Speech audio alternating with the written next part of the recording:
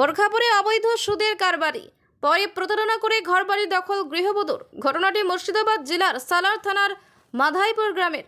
ওই গৃহবধূর নাম রেক্সোনা খাতুন। আজ থেকে বছরখানেক আগে গ্রামেরই বাসিন্দা আকবর হোসেন রেক্সোনার কাছে 2 লক্ষ টাকা সুদে ধার নেয়। কর্মসূত্রে আকবর থাকেন এখন দুবাইয়ে, কিন্তু দুবাই থেকে প্রতি মাসে সুদ 10,000 টাকা ও নগদের অংশ পাঠিয়ে দেয় সে। আকবর হোসেনের স্ত্রী ও মেয়ে সেই টাকা রেক্সোনাকে প্রতি মাসে শোধ করেন।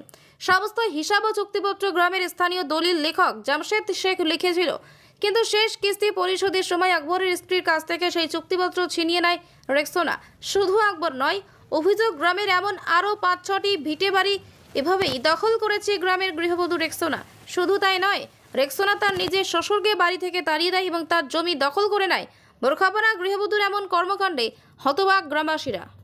আচ্ছা, আপনার কাছে কাগজ দিয়ে চলে গেছে? হ্যাঁ, আমার কাছে জিরোস করে বাহানা করে কাগজটা নিয়ে চলে গেল, আর বললো জিরোস করে আর ফেরত দিল না।